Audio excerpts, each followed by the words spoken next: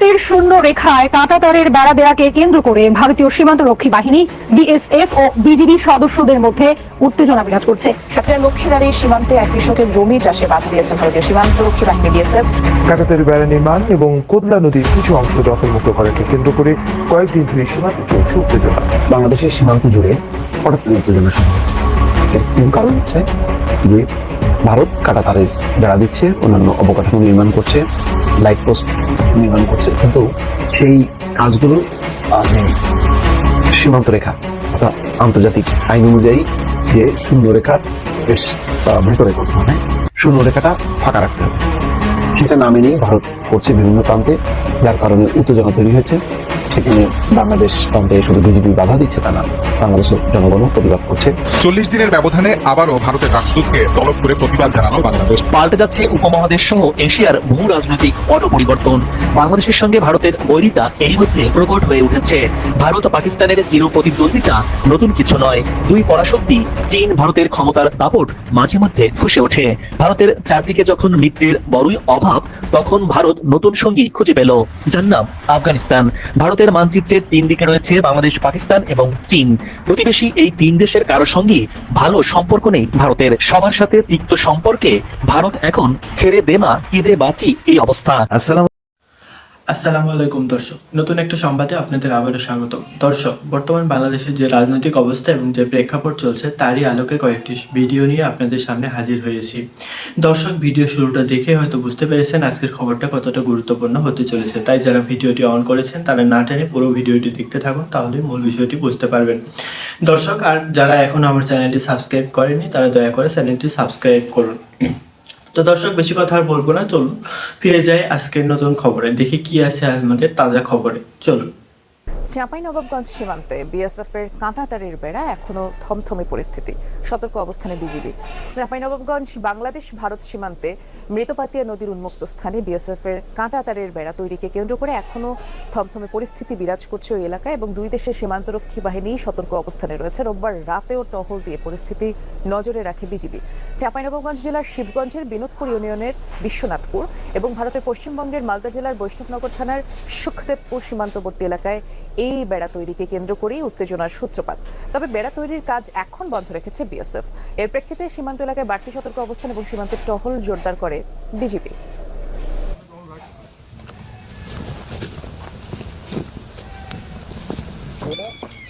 হচ্ছে আমাদের বিভিন্ন ধরনের সব ধরনের প্রস্তুতি আছে। সবচেয়ে বড় প্রস্তুতি হচ্ছে মনোবল, এবং আমি কতটুকু আন্তরিকতার সাথে কাজ করি, দায়িত্বটা পালন করি। সহকর্মী আব্দুল্লাহ তুহিন চাঁপাইনবাবগঞ্জের চৌকা সীমান্তে রয়েছেন, দেখে আসতে চাই এখনকার কি পরিস্থিতি। তুহিন, এখন কি পরিস্থিতি দেখছেন সীমান্তে? সার্বিক নিরাপত্তা সম্পর্কে একটু বিস্তারিত জানাবেন আমাদের। বৃষ্টি, সীমান্তে একটি চাপা উত্তেজনা বিরাজ করছে। অর্থাৎ 4 দিন আগে যে উত্তেজনা শুরু হয়েছিল, তারা জোর করে শূন্য রেখার ভেতরে 100 গজের ভিতরে, যেখানে 150 গজের ভিতরে কোনো রকম স্থাপনা করা একদমই আন্তর্জাতিক আইন অনুযায়ী নিষিদ্ধ, সেখানে তারা কোনো রকম আলোচনা ছাড়াই একটু জোর করে তারা কাঁটাতারের বেড়া নির্মাণের চেষ্টা করেছে।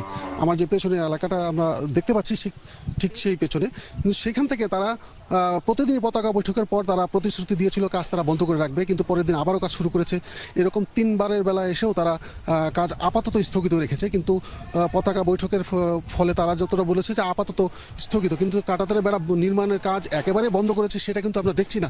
তারা যে কোনো সময় আবারও আসতে পারে, সেই আশঙ্কাকে মাথায় রেখেই বিজিবি এবং এলাকার সাধারণ মানুষ তারা প্রস্তুত আছে। তবে একটি বিষয় খুবই দুঃখজনক বলা যায়, যে এই সীমান্ত এলাকায় যেখানে প্রায় সময় এরকম বাজে পরিস্থিতি তৈরি হয়, উত্তেজনা তৈরি হয়, সেখানে যাতায়াতের জন্য বিজিবি যে কষ্ট করে দুর্গম এলাকায় যাতায়াত করছে, এখানে যে কটি রাস্তা আছে সেই রাস্তাগুলোর এতটাই নাজুক, এতটাই বেহাল অবস্থা যে জরুরি পরিস্থিতিতে যে কোনো সময় ব্যাটালিয়ান থেকে বা বাড়তি জনবল যদি সেখানে পাঠানো হয়, সেক্ষেত্রে খুবই কষ্টকর বা দুর্ভেদ্য বলা যায়।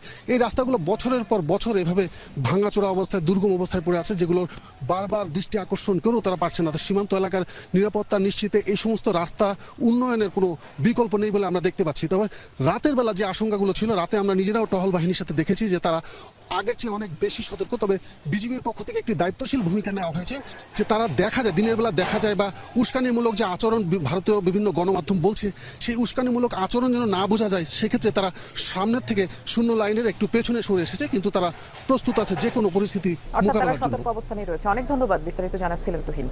ভারত বাংলাদেশ সীমান্তে কাঁটাতারের বেড়া নির্মাণকে কেন্দ্র করে উত্তেজনা যেন থামার নাম নেই। গত কয়েকদিন ধরে চলমান উত্তেজনায় নতুন করে ঘি ঢেলেছে মালদার সুখদেবপুর সীমান্তে চাঁপাইনবাবগঞ্জ সীমান্ত বিএসএফ এর বাংকার নির্মাণ।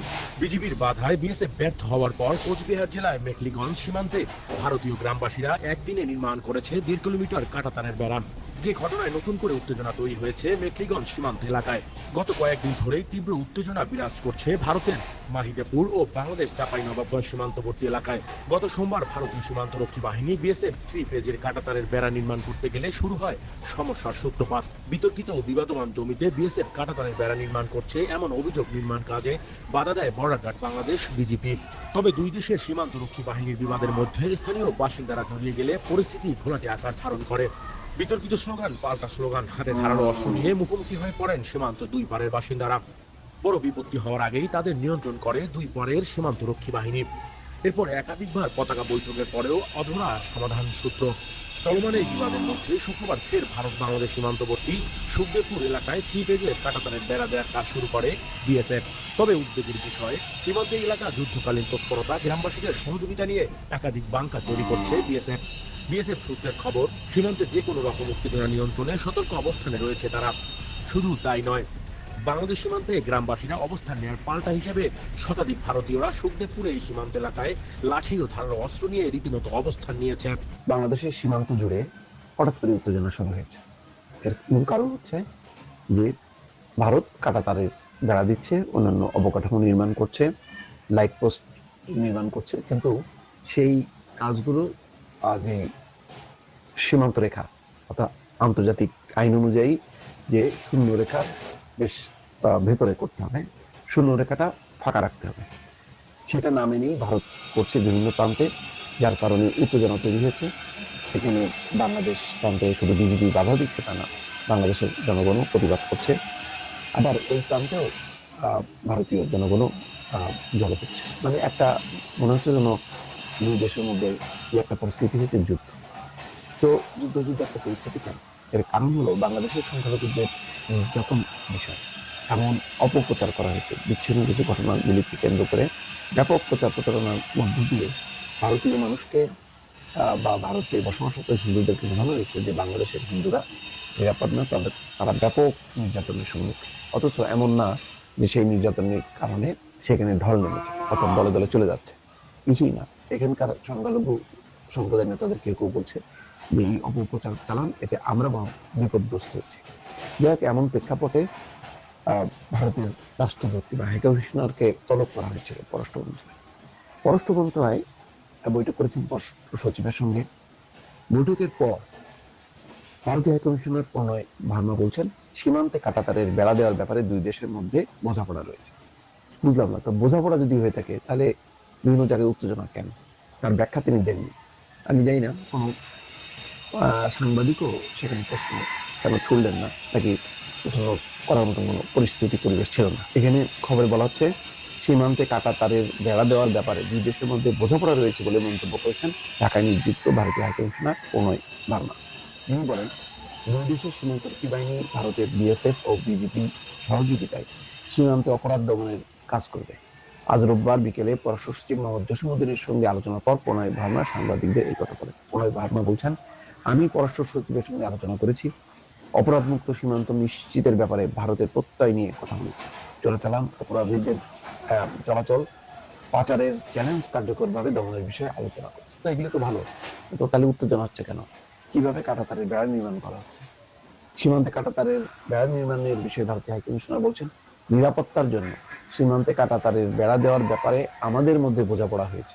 এই ব্যাপারে দুই দেশের সীমান্তরক্ষী বাহিনী বিএসএফ ও বিজিবির মধ্যে যোগাযোগ রয়েছে। আমরা আশা করি সীমান্তে অপরাধ দমনের বিষয়ে সহযোগিতার মাধ্যমে সেই বোঝাপড়ার বাস্তবায়ন হবে।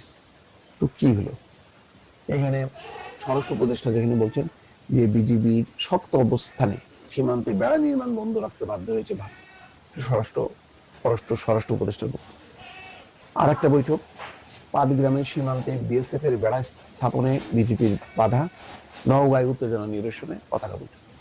এইসব পরিপ্রেক্ষিতে এই উত্তেজনা কিভাবে মানে কাঁটাতারের বেড়া দেওয়া হচ্ছে, কোন পয়েন্টে দেওয়া হচ্ছে, সেটা কি শূন্যরেখা উপর দিয়ে, শূন্যরেখার ভিতরে নাকি বাইরে, সেই বিষয়গুলি তো এখানে অ্যাড্রেস করলেন না ভারতীয় হাইকমিশনের বক্তব্য দিয়ে, কিন্তু বোঝা গেল না যে সীমান্তে কোনো উত্তেজনা আছে, সীমান্তে কোনো সমস্যা হচ্ছে। অথচ স্বয়ং স্বরাষ্ট্র উপদেষ্টা বলছেন যে বিজেপির শক্ত অবস্থানে সীমান্তে বেড়া নির্মাণ বন্ধ রাখতে বাধ্য হয়েছে ভারত।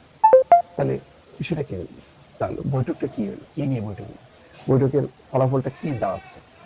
এটা আসলে বাংলাদেশের পররাষ্ট্র সচিব বা বাংলাদেশের পক্ষ যতক্ষণ না পর্যন্ত পরিষ্কার না করে ততক্ষণ কিন্তু বোঝা যাচ্ছে না। পাল্টে যাচ্ছে উপমহাদেশ সহ এশিয়ার ভূ রাজনৈতিক পট পরিবর্তন।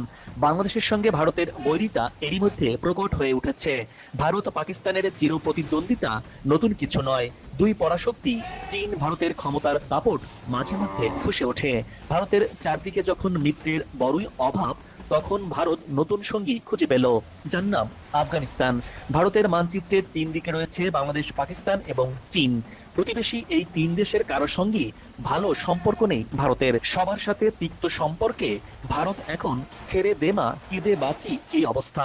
ভারত আফগানিস্তান এই দুইটি দেশের সম্পর্কের নতুন রসায়ন নিয়ে আজকের পর্বটি। ভৌগোলিক আয়তনের বিচারে দক্ষিণ এশিয়ার বৃহত্তম এবং বিশ্বের 7ম রাষ্ট্র ভারত। সুপ্রাচীন কাল থেকেই ভারতীয় উপমহাদেশ অর্থনৈতিক সমৃদ্ধি এবং সাংস্কৃতিক ঐতিহ্যের জন্য সুপরিচিত। অন্যদিকে জনসংখ্যার বিচারে এটি বিশ্বের সর্বাধিক জনবহুল রাষ্ট্র। 28 প্রদেশের এই দেশটি পৃথিবীর বৃহত্তম গণতান্ত্রিক রাষ্ট্র হিসেবে প্রসিদ্ধ। ভারতের পশ্চিম সীমান্তে পাকিস্তান, উত্তর পূর্বে চীন, নেপাল এবং ভুটান এবং পূর্বে বাংলাদেশ ও মিয়ানমারের অবস্থান। অন্যদিকে ভারত মহাসাগরে অবস্থিত শ্রীলঙ্কা, মালদ্বীপ ও ইন্দোনেশিয়া। ঠিক 10 বছর আগে নরেন্দ্র মোদী যখন প্রথমবার ভারতের প্রধানমন্ত্রী হিসেবে শপথ নিচ্ছেন, তখন প্রতিবেশী সবগুলো দেশের সরকার প্রধান এবং রাষ্ট্রপ্রধানদের দিল্লিতে আসার আমন্ত্রণ জানিয়ে বিরাট একটা চমক দিয়েছিলেন। এমনকি দাওয়াত পেয়েছিলেন পাকিস্তানের তৎকালীন প্রধানমন্ত্রী নওয়াজ শরীফও। মোদী সরকার সেই প্রথম দিন থেকেই বারবার বলে এসেছে তাদের পররাষ্ট্র নীতিতে সবচেয়ে বেশি গুরুত্ব পাবে প্রতিবেশীরা। আবার নরেন্দ্র মোদী নিজে প্রধানমন্ত্রী হিসেবে তার প্রথম সফরে নেপাল, শ্রীলঙ্কা এমনকি বাংলাদেশেও যে বিপুল অভ্যর্থনা ও মানুষের বিরাট সাড়া পেয়েছিলেন, পরে সেসব দেশের ছবিটা কিন্তু আর তত গুরুত্বপূর্ণ থাকেনি। উন্নতির কোনো লক্ষণও দেখা যায়নি